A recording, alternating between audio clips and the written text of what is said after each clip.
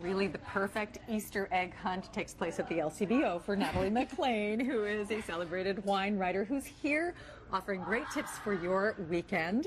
And we have to talk about chocolate just to start. Now, if I were to ask you about a red wine, perfectly paired, and something that would have a lot of chocolate notes, you would suggest? An Amarone, which is a big Italian red wine. And if you're going to go with a dry red wine with chocolate, you really need a robust flavor level and somewhat high alcohol level. Why is that?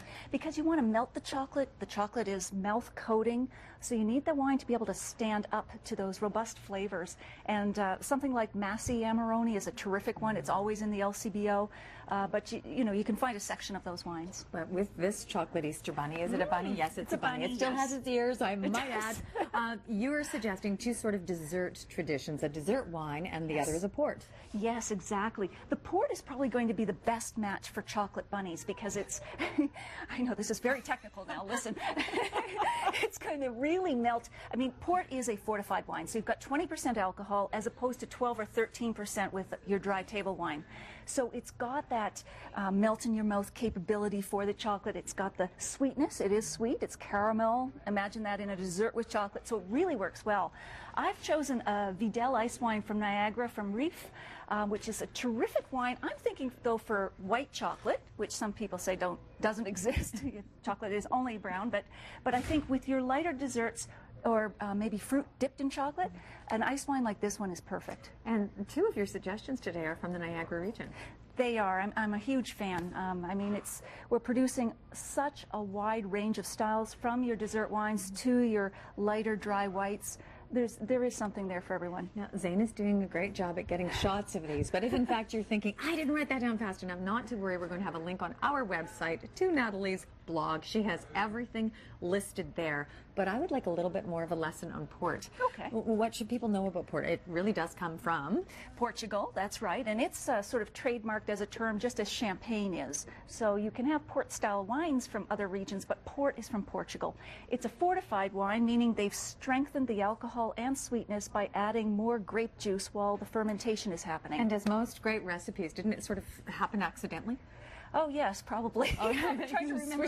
Swishing of barrels or something. Exactly. I think I read that. Now, moving to the middle, you've brought along two reds, and this one that I love it when you pronounce, because I certainly couldn't. Gewürztraminer. You can cough when you say that. Gewürztraminer, though, is a lovely, aromatic, sort of floral white wine. And clearly it's German. Is it? Yes, well, the origins of it are Alsatian and German. This one, though, is from BC. And it's one of our best producers in Canada, Quail's Gate. What I'm thinking of for the Gewürztraminer is with ham, because ham, Easter ham, is a challenge. It can be sweet and savory and salty at the same time, and if you've got cloves, what are you to do? This wine, I think, has the spice and the floral notes that will just go really nicely with the ham. Beautiful. And we have a Cab Sauv and a Shiraz. The Liberty Cabernet Sauvignon is a terrific, a robust red from California. And for price point. Absolutely. They're all under 20 here. And Cabernet Sauvignon is a traditional match for lamb. Lamb can be juicy and succulent, almost a little fatty, but the way we like it.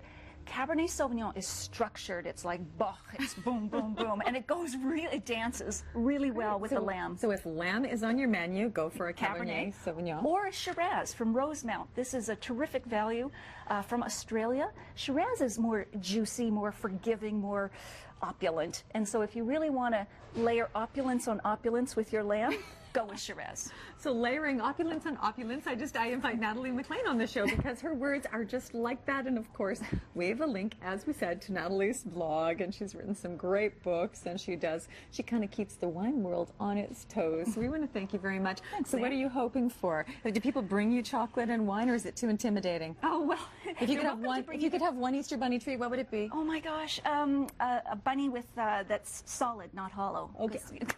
I'm with you. Thanks, Natalie. Thank you, Leanne.